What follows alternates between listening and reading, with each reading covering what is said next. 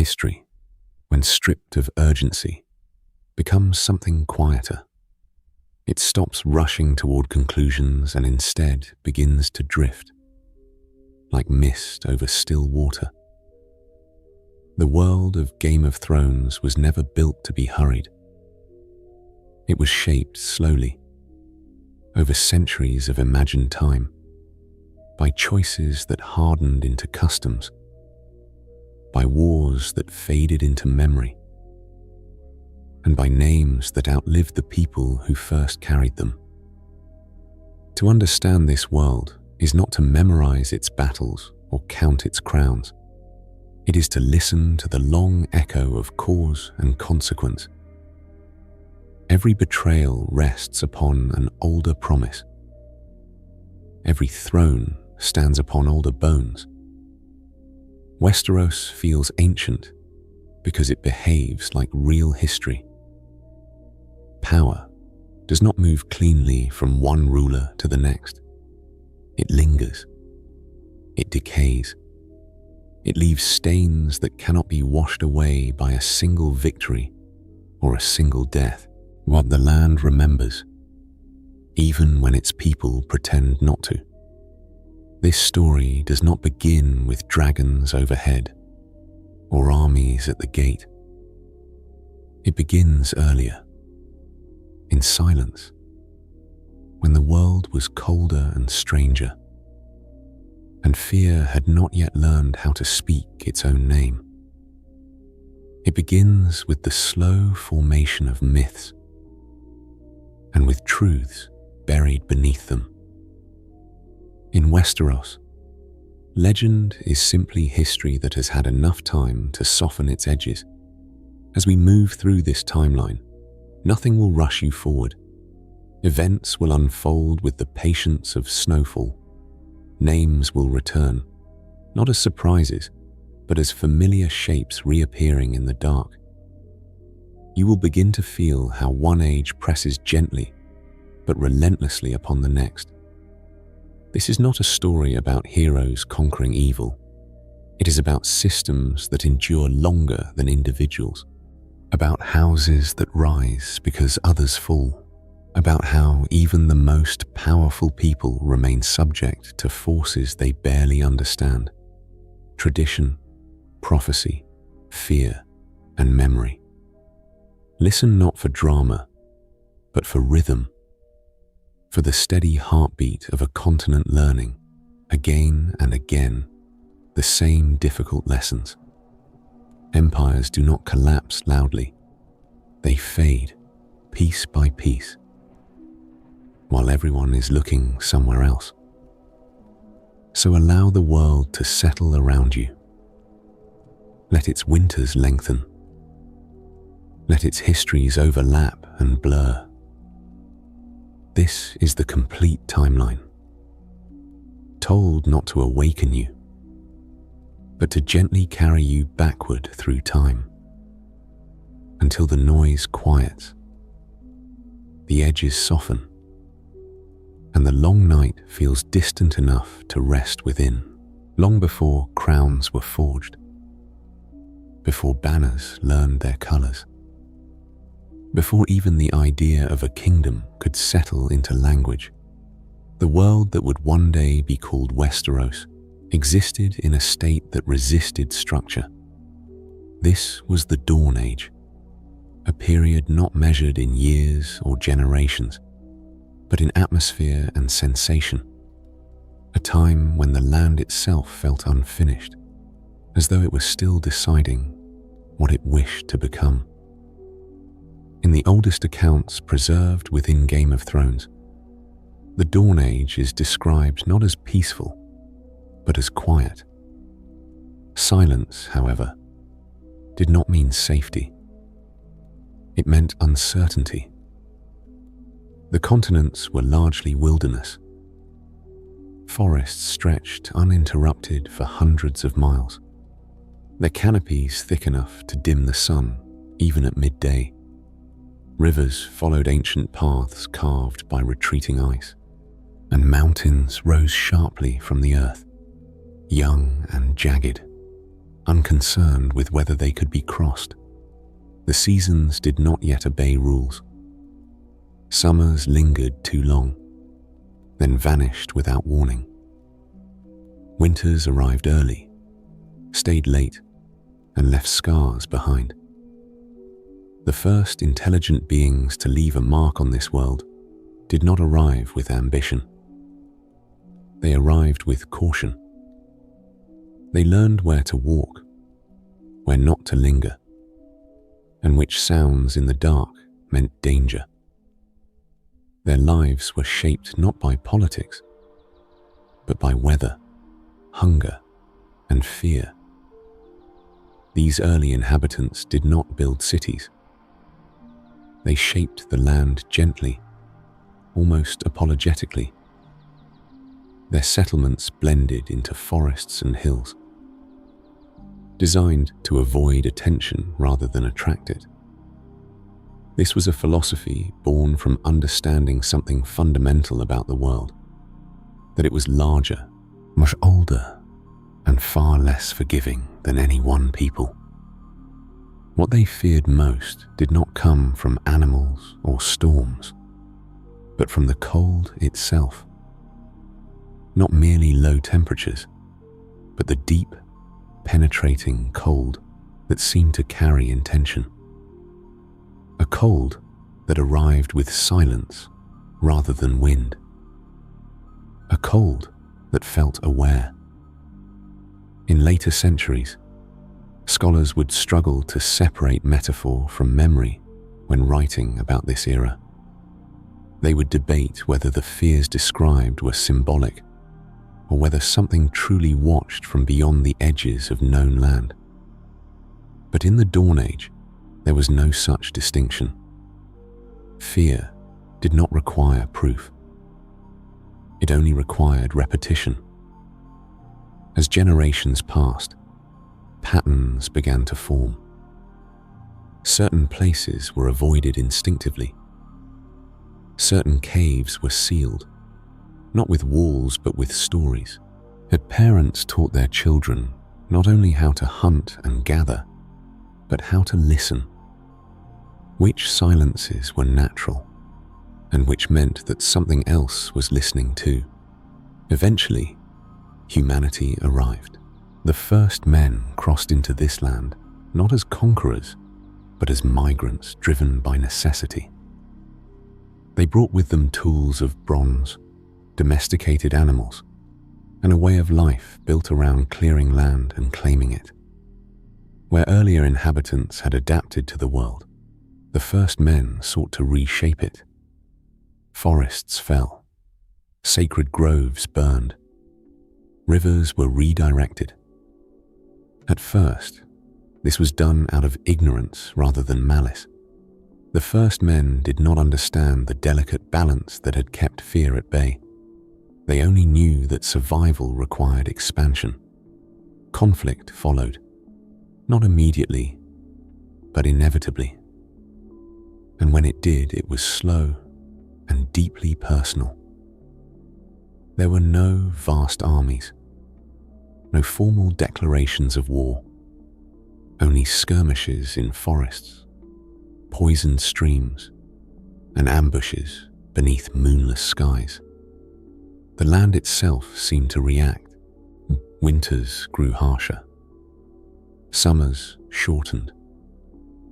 Animals migrated or vanished altogether. The nights became longer, and with them came stories of shapes moving where they should not be, of blue light flickering between trees, of dead things that did not remain dead. These accounts would later be dismissed by Meisters as exaggeration or as early attempts to explain natural disasters. But such dismissals say more about the comfort of later ages than the reality of the Dawn Age. When survival is fragile, the mind becomes attuned to danger in ways that civilized people often forget. Eventually, a fragile peace emerged, not because trust was built, but because fear became mutual. Walls were not yet raised, But boundaries were understood. Certain forests were left untouched. Certain rituals were performed not out of faith, but out of habit, because habit had kept people alive. It was during this uneasy balance that the world first began to remember itself, not through writing, but through oral tradition. Songs, carved symbols, and shared warnings passed down from one generation to the next. This was the beginning of history, though it would not yet be recognized as such. And beneath all of it lingered the cold, always waiting, always patient. The Dawn Age did not end with a single event. It faded slowly as knowledge accumulated and fear found names. But the threats it introduced never truly disappeared. They simply retreated, settling into the background of the world, where they could be forgotten until they were needed again. This is the quiet tragedy of early history. Not that people suffered, but that they learned just enough to feel safe. Enough to believe the darkness had been understood. Enough to think that what once watched from the far north would never return. As the ages turned, myths began to harden into legends, and legends into comfortable stories told beside warm fires. The land healed in places, scarred in others. Human settlements grew larger, louder, more confident. But the oldest fear remained unchanged, unimpressed by progress, unmoved by belief. The Dawn Age left behind no thrones, no laws, and no recorded victories. Only a lesson, half remembered and often ignored, that the world was never meant to belong entirely to those who lived upon it, and that some winters were never meant to end. The Long Night is not remembered as a war in the conventional sense. There are no reliable dates attached to it, no agreed upon duration, and no single account that can be trusted in full. What remains instead is a shared memory, fractured and uneven, preserved in different forms by different peoples, all circling the same central truth, that the world once came close to ending, not with fire or chaos, but with silence and cold. In the historical tradition of Game of Thrones, the Long Night exists in the uneasy space between myth and testimony. Maesters debate it cautiously, often reducing it to metaphor or seasonal catastrophe. Yet even their skepticism carries an undertone of restraint. There are some stories that scholarship approaches slowly, not because they lack evidence, but because too much evidence exists, scattered across cultures that should have had no reason to agree, across Westeros and far beyond it. Different civilizations remember the same darkness under different names. The Rhoynar spoke of a night without dawn. In the Far East, priests recorded a time when the sun hid its face for a generation. Among the first men, the tales are simpler, more restrained, and therefore more unsettling. The cold came, and it did not leave. The world changed gradually at first. Summers shortened. Harvests failed earlier each year. Animals grew scarce, then desperate. Snow fell in places that had never known it before. Thin at first, then deep enough to alter the land itself. Rivers froze not just at the edges, but entirely, becoming pale roads of ice that carried danger as easily as trade once had. But what separated the Long Night from ordinary hardship was not its severity, but its persistence. Human memory is resilient when it can measure suffering against an endpoint. The long night offered no such comfort. Each winter felt final. Each dawn arrived weaker than the one before it. It was during this time that fear became organized. The stories speak of figures emerging from the far north, where the land gives way to endless ice and the sky seems closer to the earth. They were not invaders in the usual sense. They did not raid settlements for wealth or territory. They advanced slowly, deliberately, leaving absence in their wake rather than ruin. These beings would later be called the Others. Descriptions of them vary, but certain details remain consistent across centuries of retelling. They were pale, almost reflective, as if carved from moonlight and frost. Their eyes shone with a cold intelligence that did not burn, but froze. They did not speak, yet they communicated unmistakably. This world was not meant for warmth anymore. More disturbing than their presence was their influence. The dead did not rest. Those who fell in the cold rose again, not as themselves, but as extensions of something larger, something patient. This was not resurrection in the religious sense. It was occupation. Communities learned quickly that traditional defenses were meaningless. Walls slowed nothing. Weapons shattered against ice that did not behave like ice should. Fire offered temporary relief, but demanded constant vigilance. And vigilance itself became exhausting.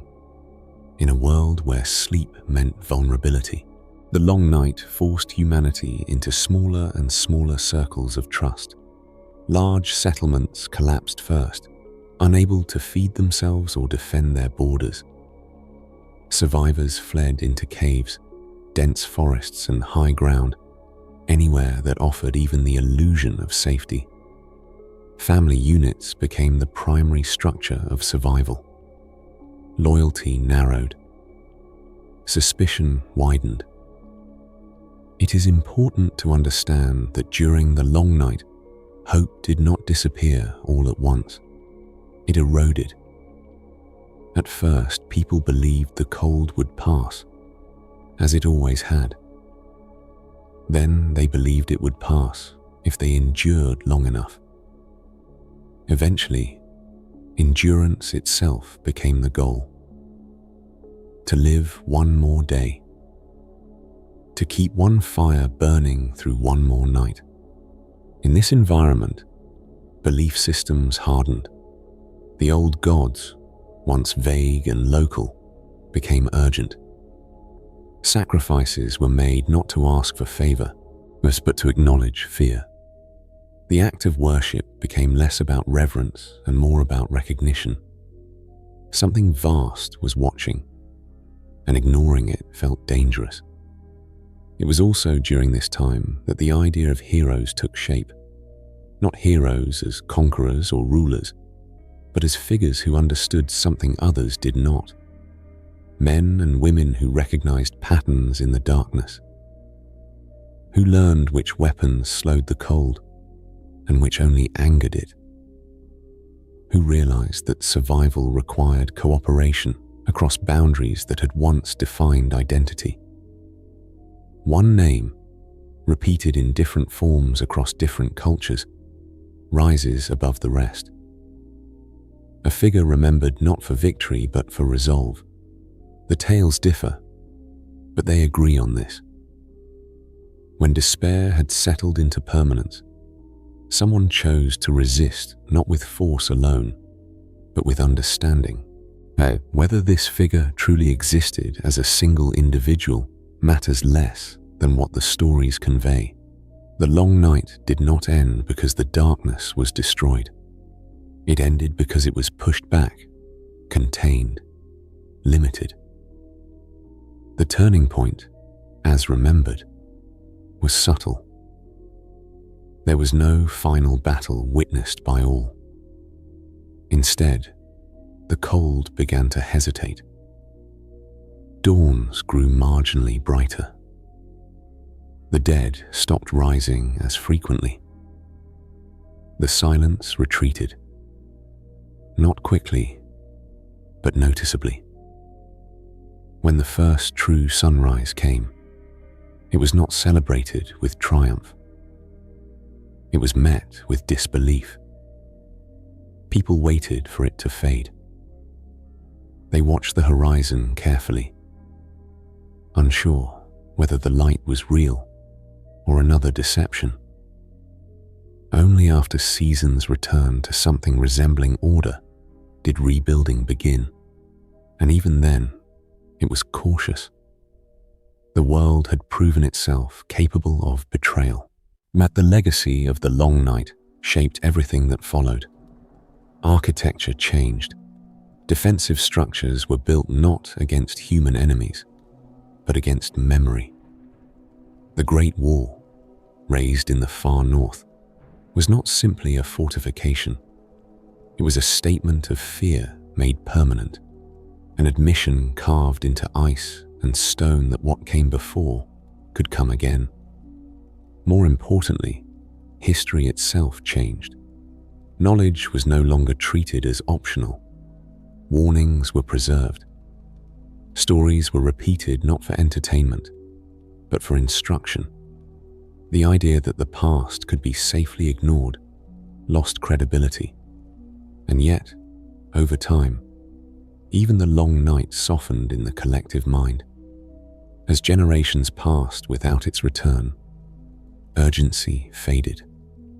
The wall became a boundary rather than a reminder. The others became monsters of legend, suitable for frightening children, but not for shaping policy. This is the final irony of the long night. It taught the world caution, and then trusted the world to remember that lesson without reinforcement. Some did. Most did not. The darkness retreated, but it was never undone. It learned, as humanity did. It waited, as humanity forgot. And so the long night ended not with closure, but with suspension. A pause in a much longer cycle. A reminder embedded so deeply into myth that it could be dismissed as fantasy, right up until the moment it no longer was. In the chapters that follow, kingdoms will rise. Names will gain power. Wars will be fought for reasons that seem immediate and urgent.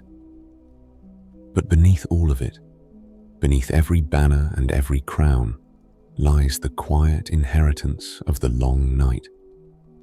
A memory of cold, a fear without shape, and the knowledge that history, when ignored long enough, has a way of returning. When the long night finally loosened its grip on the world, it did not leave behind clarity. It left exhaustion. Survivors emerged into a landscape altered not only by cold, but by memory. Forests had shifted. Rivers had changed their courses. Entire valleys stood empty where voices had once lived. The light had returned, but confidence had not followed it. This was the beginning of what later generations would call the Age of Heroes, though those who lived through it would not have recognized the name. They did not think of themselves as heroic. They thought of themselves as careful. In the historical imagination of Game of Thrones, the Age of Heroes occupies a peculiar space. It is remembered with reverence, yet described with uncertainty. Names from this era are repeated often, but details blur. Deeds grow larger with each retelling, yet while motives quietly simplify. This is the nature of foundational history. It becomes symbolic, before it becomes accurate. The world that emerged from the long night demanded new structures. Fear alone could no longer organize survival. People needed continuity. They needed places that could outlast individual lives. And so, they began to build. The first great constructions of Westeros were not born of ambition, but of anxiety. Stone replaced wood because wood burned and rotted too easily. Settlements moved away from purely defensive positions toward locations that allowed for trade, communication, and visibility. Height became important, not to dominate, but to see. Castles in their earliest forms were not palaces. They were shelters with memory. Each wall was raised with the understanding that something worse than human enemies had once tested the world. Thickness mattered more than beauty. Durability mattered more than comfort. It was during this era that certain families began to emerge as anchors of stability, not because they were stronger than others, but because they endured. They learned when to fight and when to wait. They preserved knowledge, rituals, and warnings passed down from the long night. Over time, these families became houses. The concept of rulership in the Age of Heroes differed greatly from what would come later. Kings were not crowned by divine right or conquest alone. They were recognized because they provided safety. Authority was local, personal, and conditional. A king who could not protect his people did not remain king for long. At this period gave rise to figures whose names would echo for thousands of years. Builders, warriors, and lawgivers, whose accomplishments were so foundational that later societies struggled to imagine a world without them. But it is important to note how these figures are remembered. They are remembered as solitary. The Age of Heroes, as told in legend, often centers on individuals acting alone against impossible odds. A single builder raising an impossible wall, a single king uniting a fractured land, a single warrior standing against the darkness. In reality, survival required cooperation. No great structure was built by one set of hands. No kingdom formed without compromise.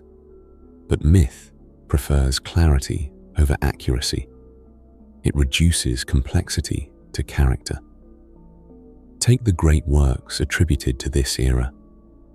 The wall, said to stretch impossibly across the northern edge of the world, is remembered as the vision of a single mind. Winterfell, ancient and layered with history, is described as though it rose fully formed from the earth. Storm's End, with its defiance of wind and sea, is credited to resolve rather than engineering. These stories persist not because they are factual, but because they are useful. They offer the comfort of intention.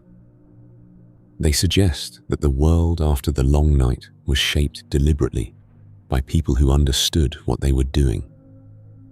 The truth is quieter. Yet much of what survived did so by accident. Some structures endured because they were overbuilt out of fear. Some traditions lasted because no one dared change them.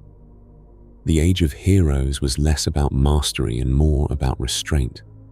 This was also the age in which law began to take recognizable form. After generations of survival through instinct, people began to codify behavior. Rules were not written to ensure fairness, but to prevent chaos. Hospitality laws, for example, emerged not from kindness, but from necessity. In a world still recovering from near extinction, the ability to pass safely through another's land was a matter of life and death. Breaking such laws was not merely rude, it was dangerous.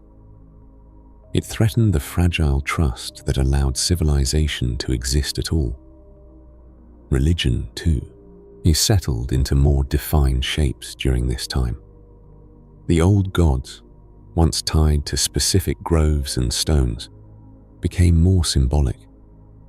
They represented continuity rather than intervention. They did not promise protection, only observation. This distinction mattered.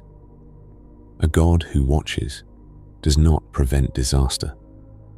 A god who watches ensures that disaster is remembered. The Age of Heroes also marked the slow transition from shared fear to inherited power. Children born after the Long Night grew up hearing about it rather than experiencing it. For them, the darkness was a story, not a sensation. They respected the old warnings but did not feel them in their bones. This generational shift changed leadership. Where earlier rulers governed cautiously, always aware of what had nearly been lost, later ones began to test boundaries. They expanded territory, but they asserted dominance. They sought legacy. This is where the Age of Heroes begins to reveal its most enduring contradiction. It is remembered as a time of unity, yet it laid the groundwork for division. As houses grew stronger, they grew more distinct.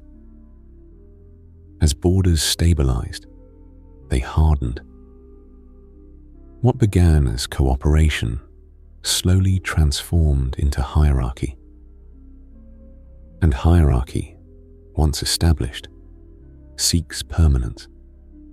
By the end of the Age of Heroes, Westeros was no longer a collection of wary survivors. It was a land of emerging kingdoms, each with its own identity, its own history, and its own interpretation of the past. The Long Night had become distant enough to be interpreted rather than feared. Heroes became symbols rather than teachers. Their stories were told not to warn, but to inspire. The uncomfortable truths, the compromises, the failures, but the collective effort were smoothed away. This is how foundational lies are born. Not lies of malice, but lies of simplification, the kind that make history easier to carry, even if they make it less accurate. The Age of Heroes did not end with a collapse or a conquest. It ended with confidence, with the belief that the world was now understood, that the worst had passed, that the structures in place were sufficient. It was this belief, more than any enemy, that shaped the ages to come. Because when people believe the darkness has been defeated forever, they stop watching the edges of the world. They stop listening for the old silences.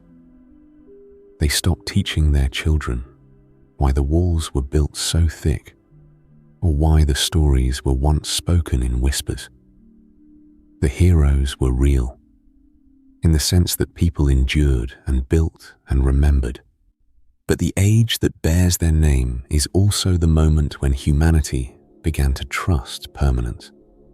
And history, patient as ever, waited for the opportunity to remind them otherwise. The transition from the Age of Heroes into the era that followed was not marked by a single catastrophe or revelation.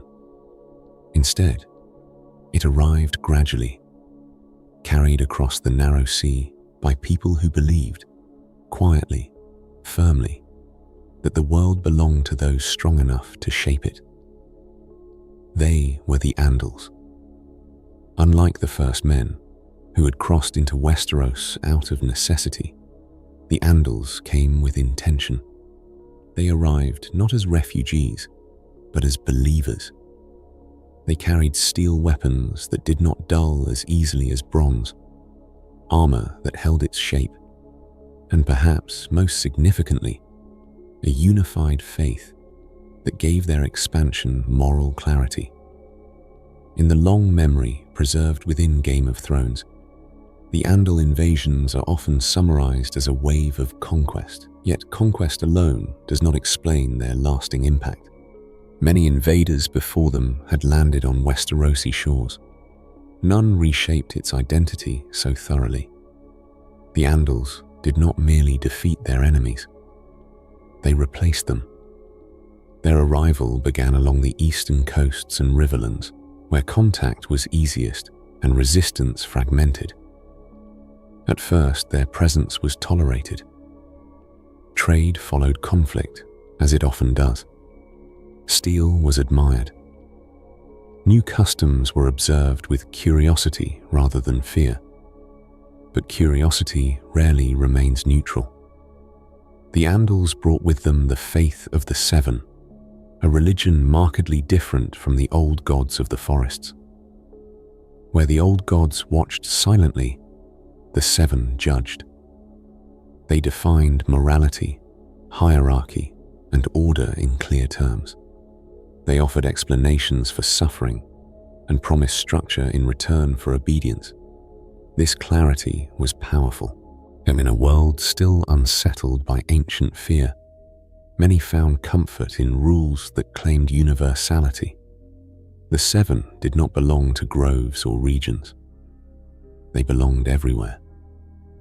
And if they belonged everywhere, then so did those who spoke in their name. The first wars between Andals and the descendants of the first men were uneven, but not always decisive. In some regions, resistance was fierce. Ancient houses fought to preserve their customs, their gods, and their claim to land shaped by generations of memory.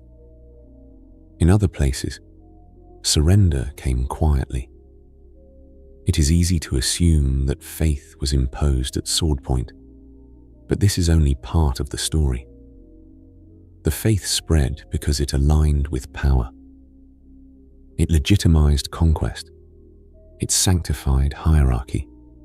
It offered newly risen lords a divine framework through which to justify rule. For many, their conversion was not betrayal. It was adaptation. The old gods demanded memory. The Seven offered belonging. As the Andals settled, they rebuilt the landscape in their image. Sacred trees were cut down, not always out of hatred, but out of indifference. Stone septs rose where weirwoods once stood. Language shifted. Laws were rewritten. Perhaps the most profound change was the introduction of written tradition on a wider scale. The Andals valued records, lineage, and codified law. Genealogy became a tool of authority. History became something that could be edited. This marked a turning point in Westerosi culture. Before the Andals, memory was communal. Stories lived because they were repeated. After them, memory became institutional. What was written gained permanence. What was not began to fade. This process did not erase the first men entirely. In the north, geography itself resisted transformation. The forests were too vast, the winters too long, the people too deeply bound to old customs to abandon them easily. There, the old gods endured. But even in the north, change crept in. Steel replaced bronze. Marriage alliances blended bloodlines. Titles evolved, and no culture remains untouched when surrounded. The Andal invasions were not a single moment, but a long pressure applied unevenly across centuries. Some regions transformed quickly. Others absorbed changes so gradually that the transition felt natural.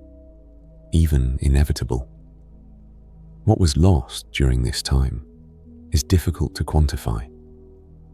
Songs disappeared. Local traditions were absorbed into broader customs. Ancient names were forgotten or altered to fit new tongues. The quiet, localized spirituality of the old gods was pushed to the margins, treated as superstition rather than belief. This is the nature of cultural erasure when it is successful. It does not announce itself. It simply replaces. Yet the Andals did not bring only destruction. They brought stability of a different kind.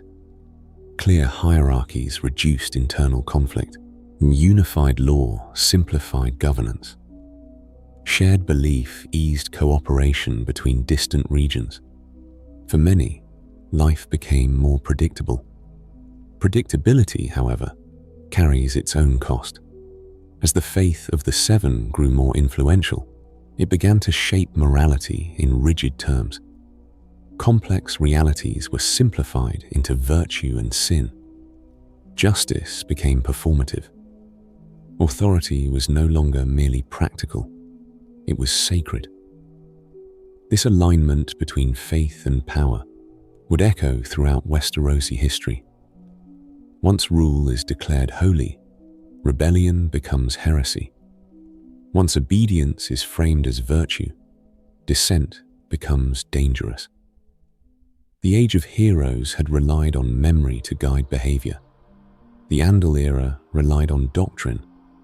And doctrine, unlike memory, resists nuance. By the time the invasions slowed and borders stabilized, Westeros was no longer the land that had emerged from the long night. It was a mosaic of regions unified not by shared origin, but by shared structure. Kings ruled by inheritance rather than recognition. Faith validated authority. Law replaced instinct. The world felt safer, more ordered. But beneath that order lay unresolved tension. The old gods still watched from the trees. The north still remembered winter differently. And the land itself, shaped by older forces than any invasion, retained its capacity for indifference. The Andals believed they had brought civilization to Westeros. In truth, they had brought interpretation. They taught the land how to explain itself. And in doing so, they ensured that when the next great power arrived, one born not of faith or steel, but of fire, the world would already be accustomed to reshaping its past to justify its present. The story of fire in Westeros does not begin on its shores. It begins far to the east, in a land that no longer exists in any meaningful sense. A place remembered more for what it unleashed than for what it was. Valyria was not a kingdom in the familiar Westerosi tradition.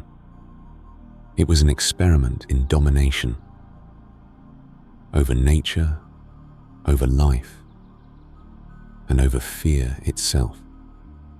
Where other civilizations learned to adapt to the world's dangers, Valyria sought to command them. Its power did not arise from faith or memory, but from mastery. The Valyrians discovered dragons. Whether discovery is the correct word remains uncertain. Some accounts suggest dragons were tamed.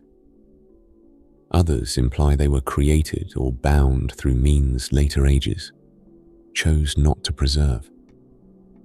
What matters is not how the bond began, but what it allowed. Dragons turned geography into a suggestion rather than a limitation. Mountains no longer protected borders. Cities no longer relied on walls. Fire erased distance. With dragons, Valyria expanded rapidly, absorbing rival cultures into a growing empire that prized bloodlines above all else. Power was inherited not merely through name, but through the ability to ride and command these creatures. This distinction mattered. It meant authority was biological, not symbolic. Rulers were not chosen by gods or councils. They were born. To preserve this power, Valyrian society became inward-facing and rigid. Families intermarried to keep their blood pure. Traditions were enforced with quiet brutality. Innovation served expansion, not ethics. Slavery underpinned the empire, treated not as moral failing, but as logistical necessity. For centuries, yet this system worked. Valyria's dominance reshaped entire regions. Roads, laws, and trade routes bent toward it. The world learned to accommodate fire. And then, without warning, Valyria ended. The doom of Valyria is remembered not as a battle or rebellion, but as a rupture. The land itself turned against its masters. Volcanoes erupted. Cities collapsed. The sky filled with ash. Whatever forces had once been controlled were released, indiscriminate and final. The empire did not fall. It was erased. In the wake of the doom, the world recalibrated. Dragon lords vanished almost entirely. Knowledge was lost. Power fragmented. What remained of Valyria existed only as ruins and warning. Except for one family. The Targaryens were not the greatest of the Valyrian houses. They were not the most ambitious, nor the most respected. They survived not because of strength, but because of distance. Years before the doom, they had relocated to Dragonstone, a bleak island fortress off the eastern coast of Westeros. At the time, this move was seen as retreat. In hindsight, it was preservation. On Dragonstone, the Targaryens waited. They watched the world adjust to Valyria's absence. They listened as new powers rose, each convinced that fire had left the world for good. It had not. Westeros, at this point, was divided and stable in equal measure. 7 kingdoms existed in uneasy balance, shaped by Andal law, First Men tradition, and centuries of localized rule. Wars occurred, but they were limited. Power shifted slowly. This made the land vulnerable. When Aegon Targaryen finally turned his attention westward, he did not come as a conqueror driven by desperation. He came with patience, with calculation, with an understanding of fear. Aegon's invasion was not large by conventional standards. His armies were modest. His resources limited. But what he possessed instead was narrative control. Dragons returned to a world that had begun to doubt their reality. The psychological impact was immediate. Castles built to withstand sieges crumbled under fire from above. Armies trained for generations to face steel broke formation in terror. Resistance became a calculation rather than a principle. Some kings fought and died. Others bent the knee without battle. Not out of cowardice, but recognition. They understood that the world had changed shape again. The Targaryens framed their conquest not as destruction, but as unification. They offered peace in exchange for submission. They preserved local customs where convenient. They ruled from above, distant and overwhelming, rather than entangled in regional disputes. The Iron Throne itself symbolized this philosophy. They're forged from the swords of defeated enemies. It was not designed for comfort. It was a reminder. Rule was not meant to be enjoyed. It was meant to be endured. Under Targaryen rule, Westeros entered a new era of centralized power. The faith was negotiated with rather than eradicated. The North was allowed its gods and customs in exchange for loyalty. Old houses retained their lands, but not their sovereignty.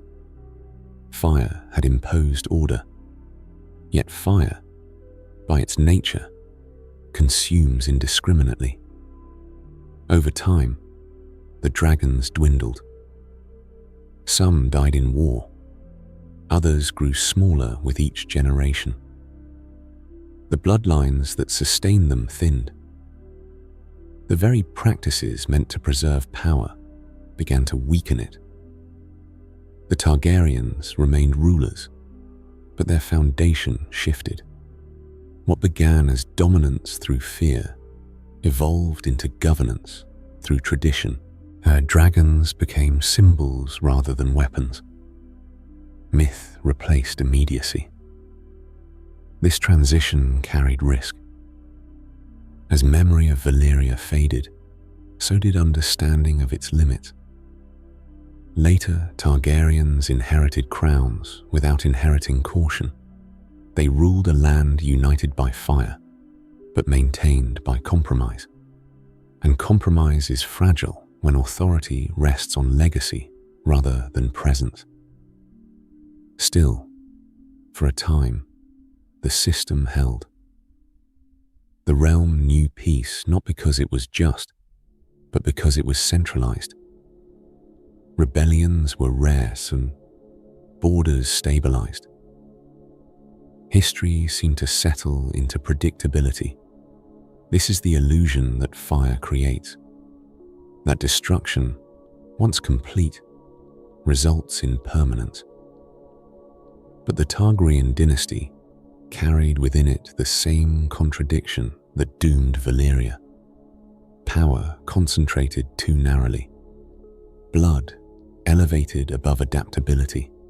Tradition mistaken for inevitability. The dragons were gone. The memory of them remained. And in that space between fear and forgetting, the seeds of collapse were quietly taking root. Westeros had been unified by fire. It would not be fire that broke it, but something slower, subtler, and far more familiar. Human ambition. The Iron Throne did not emerge as a symbol of triumph. It emerged as a solution. In the years following Aegon's conquest, Westeros required more than obedience. It required coherence. The Seven Kingdoms had bent the knee, but bending is not the same as belonging. Old rivalries lingered beneath the surface, quiet but unresolved, waiting for opportunity. Aegon understood that conquest alone does not create a realm. It merely clears the space in which one might exist.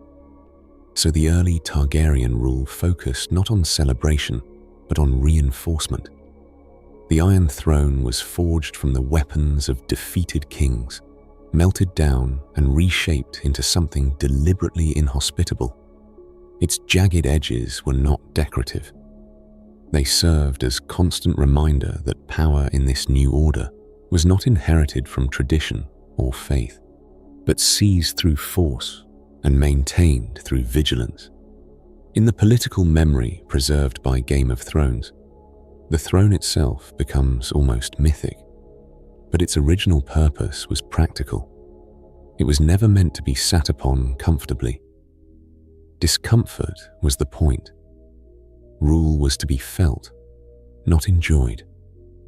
Aegon ruled lightly in daily matters, but absolutely in principle. He allowed local lords to keep their lands, their customs, even their titles. What he took from them was something far more valuable: the right to wage independent war. This decision reshaped Westeros more profoundly than fire ever could. Before the Targaryens, war was a tool of negotiation. Houses asserted claims through violence as naturally as through marriage.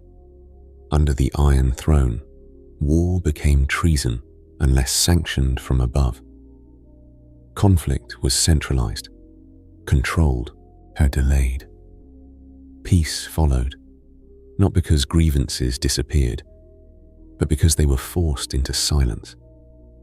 The early reigns of House Targaryen were marked by careful balance. The faith of the Seven was neither destroyed nor elevated beyond control. Aegon understood belief as a stabilizing force, but only when contained. Agreements were struck. Symbols were exchanged. The faith was allowed authority over souls, but not over crowns. The North was treated differently. Recognizing its distance, its harsh climate, and its stubborn memory, Aegon granted it concessions others did not receive. The old gods were tolerated. Northern lords were left largely to govern themselves, so long as loyalty remained intact. This was not generosity. It was pragmatism. The wall still stood. The North still remembered winter as something more than inconvenience. And Aegon, for all his fire, respected forces that predated him. As the years passed, the machinery of centralized rule took shape. Laws were standardized. Coinage unified trade. Roads connected regions that had once felt foreign to one another. The realm began to think of itself as singular. But unity achieved through fear carries its own cost. The Iron Throne depended heavily on the presence of dragons. Their shadows enforced obedience even when they were not deployed. The knowledge that resistance could be erased from the sky discouraged rebellion before it formed. As dragons began to vanish, that balance shifted. The Targaryens attempted to replace fear with tradition. Ceremony grew more elaborate, lineage more emphasized. The idea of divine right crept slowly into governance, not because it was believed, but because it was useful. This transition marked a subtle weakening of authority. Fear is immediate. Tradition is abstract. Without dragons, the throne relied increasingly on loyalty that could not be compelled as easily. Compromise replaced command. Marriage alliances became tools of stabilization. Political maneuvering replaced open dominance. The Iron Throne endured, but its nature changed. Those who followed Aegon inherited his crown without inheriting his clarity. Some governed wisely, understanding restraint. Others mistook submission for devotion and silence for agreement. The dance of the dragons would later expose these weaknesses, but the seeds were planted here in the early years of unification. When power is centralized too completely, every fracture matters. Every succession becomes dangerous. Every personal flaw becomes political. Still, for generations, Westeros functioned. Its people born under the Iron Throne grew up believing this order was natural. They knew only one king. They thought of rebellion as history, not possibility. Peace became ordinary, and ordinary things are rarely questioned. This is the quiet success of centralized power. It convinces those living beneath it that no alternative exists. Yet beneath that calm, the old structures remained.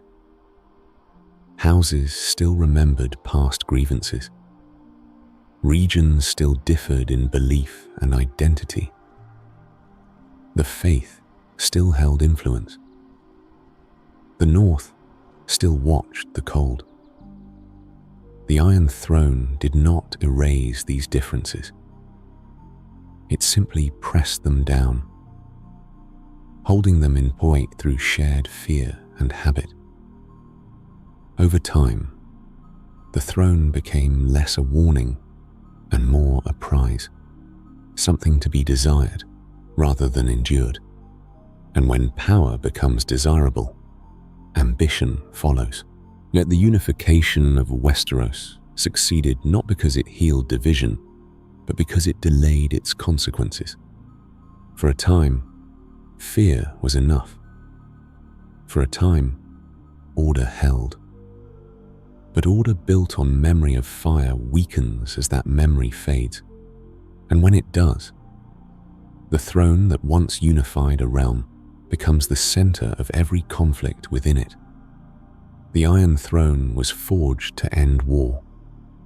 In doing so, it ensured that when war returned, it would be total. Dynasties rarely collapse from a single blow. They weaken gradually from within as the distance between power and responsibility grows too wide to bridge. By the time the cracks are visible to everyone, they have usually been forming for generations. For House Targaryen, the period following the consolidation of the Iron Throne was marked not by immediate decline, but by subtle distortion. The mechanisms that once ensured stability, bloodline, tradition, centralized authority, began to work against one another. What had unified the realm now demanded constant maintenance. Within the historical framework of Game of Thrones, this era is often compressed into a series of dramatic reigns. Mad kings, great rebellions, tragic heirs. Yet when viewed as a continuum, the pattern is quieter and more instructive. But the first great fracture emerged from succession. When power is absolute, succession becomes everything. Every uncertainty invites challenge. Every disagreement becomes existential. As dragons disappeared and authority grew more symbolic, the question of who should rule began to matter more than how they ruled. The dance of the dragons was not merely a civil war. It was a revelation. For the first time, the realm saw that Targaryen power could be turned inward, that dragons could burn Westerosi fields as easily as foreign cities. The war devastated both land and lineage. By its end, the dragons were all but gone, and with them the dynasty's greatest advantage. What remained was a throne without teeth. From that point forward, the Targaryens ruled by inertia. Their name still commanded respect, but it no longer inspired fear. Their kings came and went. Some were competent, others indifferent. A few were dangerously unstable. The idea of exceptional blood, once justified by dragonfire, began to manifest as isolation. Targaryens married within their own family, not to preserve power, but to protect identity. This practice narrowed perspective. It reinforced the belief that rulers were fundamentally different from those they governed. Distance grew. The court became insulated. Counselors filtered reality. Criticism was interpreted as disloyalty. In such an environment, paranoia flourishes naturally. Over time, the line between vigilance and obsession blurred. By the reign of Aerys II, later remembered as the Mad King, the accumulated stress of generations found expression in a single individual. Aerys did not begin his rule as a tyrant. He was cautious, even hopeful. But power without grounding amplifies insecurity. He came to see threats everywhere. Lords who questioned him became traitors. Friends became potential conspirators. Fire, once a symbol of conquest, became a personal fixation. The realm responded not with immediate rebellion, but with hesitation. Loyalty had been conditioned over centuries. People waited, hoping stability would return. It did not. The final breaking point arrived not through ideology, but through personal violation. When royal authority crossed into cruelty without purpose, patience collapsed. Robert's rebellion, as it would later be called, was not born from a desire to dismantle monarchy. It emerged from the belief that this king, specifically, had forfeited legitimacy. The rebellion united houses that had little in common beyond exhaustion. What followed was swift and brutal. Battles were decisive. The crown's forces fractured. When King's Landing fell, it was not merely a military defeat. It was a symbolic one. The Targaryen dynasty, which had ruled Westeros for nearly 3 centuries, ended not with fire, but with disintegration. The surviving members fled across the narrow sea, carrying with them memory rather than power. The dragons were gone. The throne passed to a new house. Yet the Iron Throne itself remained. This is the enduring lesson of dynastic collapse. Systems often outlive the families that build them, as the structure of centralized rule persisted, even as its originators vanished. Robert Baratheon's reign restored surface stability, but it did not resolve the underlying contradictions. The throne was now held by someone who had won it through war rather than legacy. This changed the narrative, but not the mechanics of power. Old grievances resurfaced quietly. The faith watched. The North remembered. The idea that kings could be removed by force lodged itself permanently in the political imagination. The realm entered a new phase, one defined less by dragons and destiny, and more by human weakness. The cracks in the dynasty had become cracks in the system itself, and while peace returned, it did so without conviction. It rested on the assumption that the past had been resolved, that the worst excesses were behind them, yes, that the throne had learned restraint. History would prove otherwise, because once a realm accepts that power can be seized, it must also accept that it can be contested, and once that idea takes root, it does not fade easily. The Targaryens were gone, the Iron Throne endured, and the age that followed would test whether unity built on conquest could survive without fear to hold it together. The reign that followed the fall of House Targaryen did not announce itself as a new age.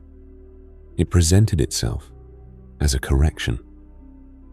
After years of paranoia, fire, and rebellion, the realm desired rest more than reform. When Robert Baratheon took the Iron Throne, he did so not as a visionary ruler, but as a symbol of release.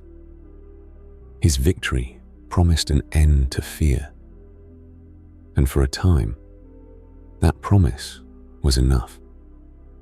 In the historical memory shaped by Game of Thrones, Robert's rule is often summarized by excess: feasts, hunts, carelessness.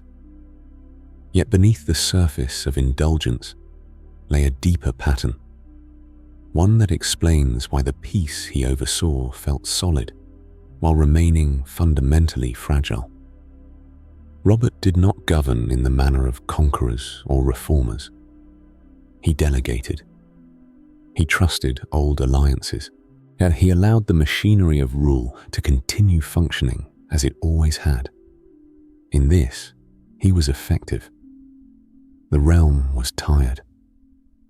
And fatigue makes stability feel like success. Under Robert, the Seven Kingdoms experienced few open conflicts. Borders held. Trade continued.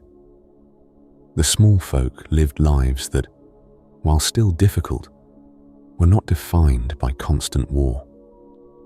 Compared to the terror of the Mad King's final years, this calm felt profound. But calm is not the same as health. Robert's rule relied heavily on personal relationships forged during rebellion. Loyalty was assumed rather than cultivated. Those who had fought beside him were rewarded with influence, regardless of aptitude. The court became less a center of governance and more a gathering of survivors clinging to shared memory. This worked only as long as that memory remained vivid. As years passed, the rebellion receded into story. New generations rose without first-hand knowledge of why Robert ruled. They inherited titles, not purpose. At the center of the realm, the Iron Throne remained unchanged. Its sharp edges no longer warned of fire, but they still demanded vigilance. Robert, however, had little patience for vigilance. He saw the throne as a burden rather than a responsibility. Governance bored him. Paperwork, compromise, and foresight held no appeal.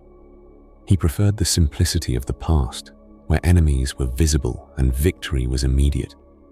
As a result, power drifted. Real authority passed quietly into the hands of those willing to manage it. Councils advised. Treasuries were handled by others. Decisions were made slowly, often with competing interests left unresolved. But the most significant of these unresolved tensions lay in succession. Robert's marriage was political, not personal.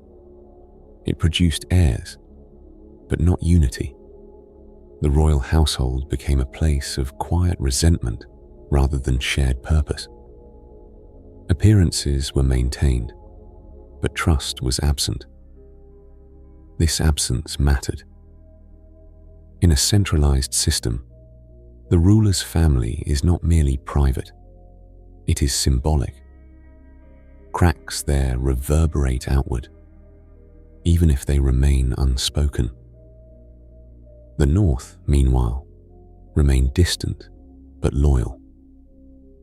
Its lord served out of obligation rather than enthusiasm. The old gods still watched. Winter was still taken seriously.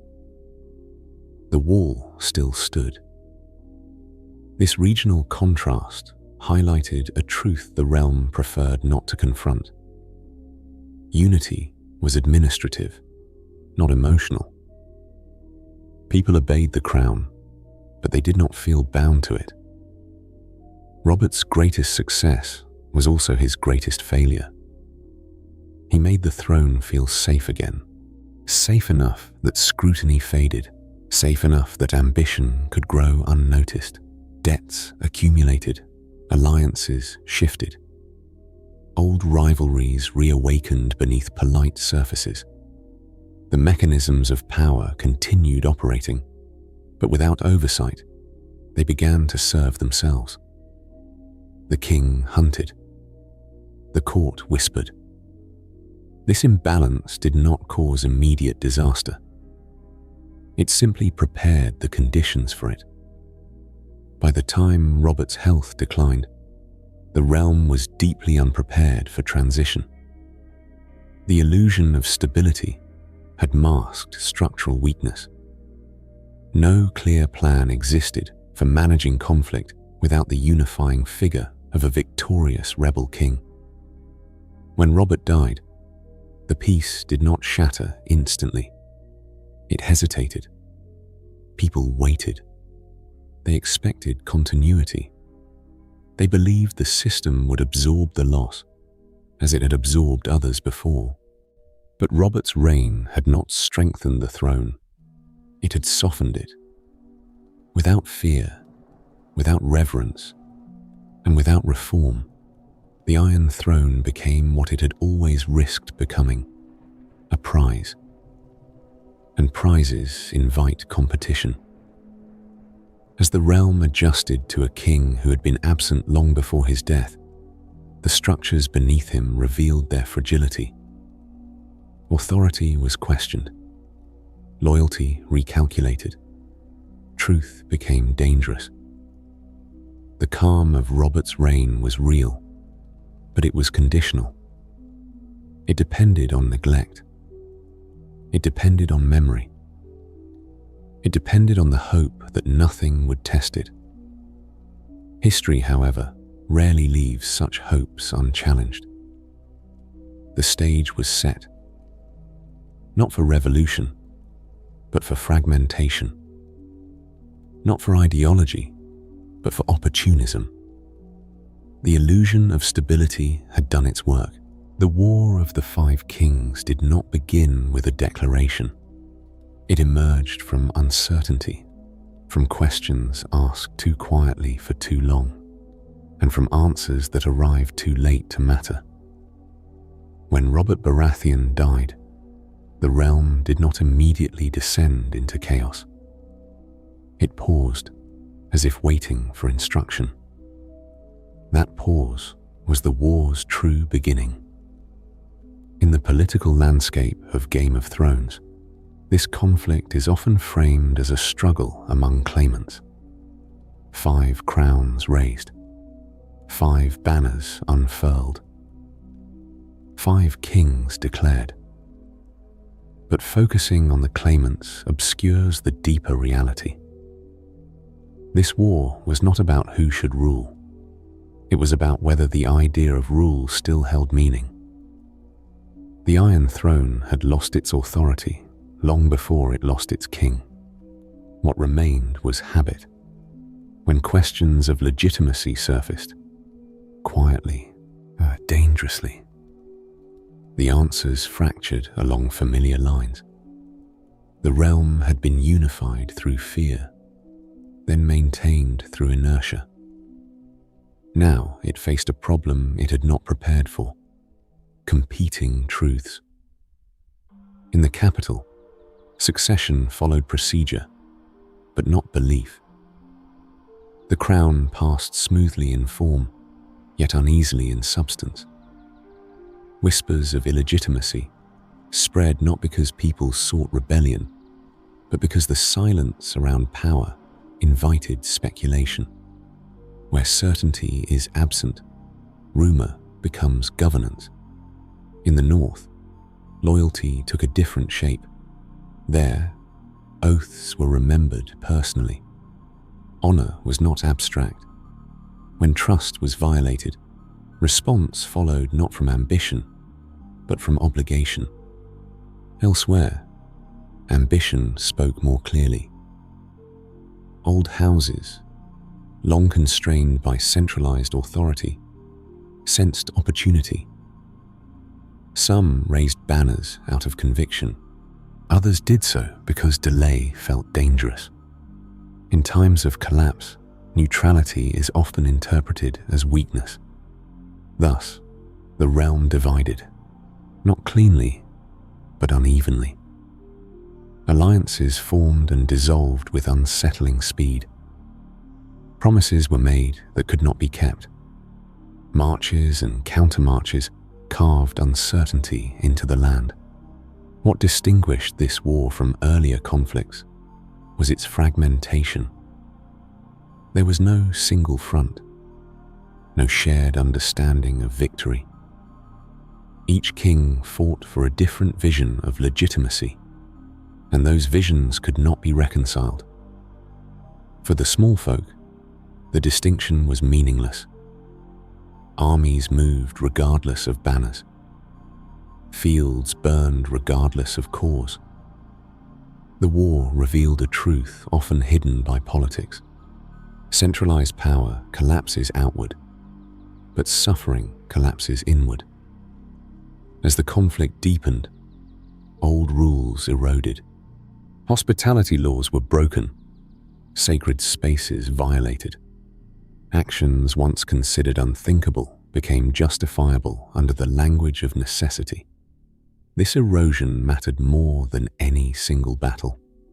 The War of the Five Kings dismantled trust faster than it dismantled armies. Every betrayal widened the gap between memory and expectation.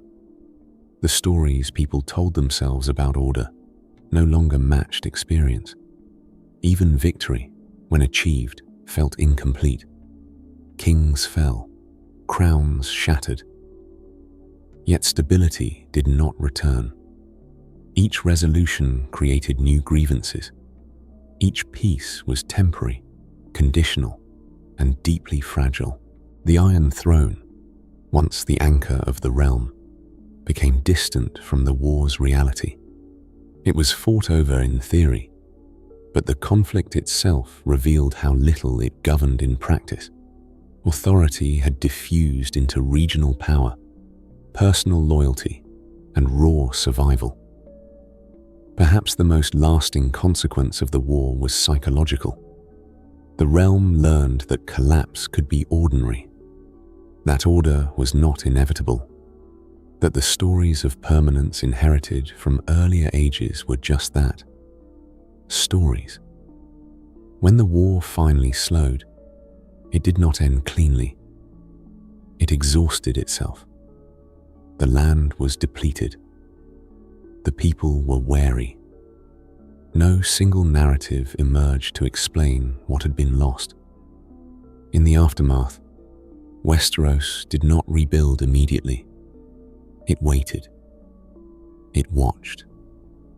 It tried to remember which lessons were worth carrying forward. But the war had changed the rhythm of history. It accelerated decay. It exposed how thin the veneer of unity had always been. And as the realm looked inward, counting its losses and measuring its scars, something else stirred beyond its borders. Something older than kings. Something patient. The war had consumed attention, and in doing so, it had recreated the oldest mistake of all, believing that human conflict was the only force that mattered. The end of a long history rarely feels like an ending to those who live within it. It arrives without ceremony, without clarity, and often without agreement. In Westeros, the final convergence of fire and ice did not resolve the past so much as reveal it, stripping away the comfort of old explanations and leaving behind something quieter and less certain. By the time the realm reached this final threshold, it was already exhausted. The War of the Five Kings had hollowed the land. Trust was scarce. Authority had fractured into regional power and personal survival. The Iron Throne still existed, but it no longer anchored meaning. It was a symbol without consensus, an object rather than an idea. It was in this condition, tired, divided, inward-looking, that the oldest threat returned. In the world of Game of Thrones, the return of the cold is not framed as a surprise. It is framed as inevitability. The signs had always been present, woven into stories, rituals, and warnings passed down through centuries. They were simply ignored when they became inconvenient. The others did not return with spectacle. They advanced as they always had, quietly, steadily, without urgency. They did not seek to rule. They did not negotiate. They erased. What made this moment different from the long night of legend was not the threat itself, but the world it encountered. This was no longer a land of scattered survivors, bound by shared fear. It was a continent shaped by hierarchy, pride, and accumulated grievance. Unity, when it finally came, did not arise from loyalty to the throne. It emerged from necessity, and from the recognition that political disputes lose meaning when existence itself is threatened. Old enemies stood beside one another, not because forgiveness had been achieved, but because alternatives had vanished. Faith mattered less than fire. Lineage mattered less than endurance. In this convergence, the ancient balance of Westeros reasserted itself. Ice returned to remind the world of its limits. Fire answered, not as domination, but as resistance. Dragons, long reduced to myth and memory, re-entered history not as symbols of empire, but as tools against extinction. Their presence did not restore the Targaryen dynasty's old authority. It underscored how narrow that authority had always been. Fire could destroy cities. It could not build consensus. The struggle against the cold did not unfold as a single defining battle. It occurred across nights and landscapes, in moments of courage that were rarely witnessed and often unrecorded. Victory, such as it was, felt less like triumph and more like reprieve. The darkness did not end because it was fully understood.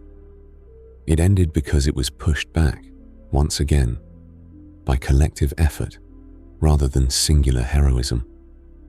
And when it was over, the world did not return to what it had been. This is the final truth Westerosi history reveals. There is no restoration, only continuation, altered by what has been endured. In the aftermath, the realm faced a question it had long avoided.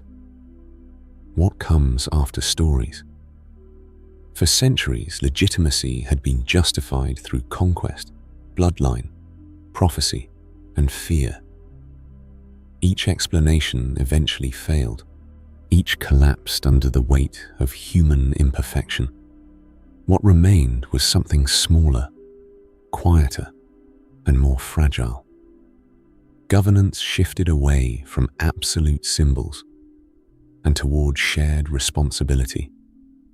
Power became less theatrical. Decisions were slower, less dramatic, and less certain. This lack of certainty was not weakness. It was honesty. The North returned to its rhythms, still wary of winter. The South rebuilt, not with confidence, but with caution. The faith adapted, having witnessed forces beyond doctrine. The Iron Throne, once the axis of the world, lost its singular importance. History did not stop. It softened. This is where the timeline of Westeros ends, not with closure, but with quiet acceptance. The understanding that cycles exist, that progress is temporary, that memory fades unless tended carefully. The oldest lesson, first learned in the Dawn Age, finally reasserted itself. The world does not belong to any one people, dynasty, or belief. It tolerates them for a time. Fire rises. Ice follows. Stories form in the space between, offering meaning where certainty cannot exist. And when the stories end, what remains is not resolution, but rest. A long breath taken after centuries of tension. A pause in the turning of the wheel. A moment where the world, having remembered what it is capable of losing, chooses, quietly, to continue. not toward glory, not toward destiny, but forward slowly into whatever dawn comes next.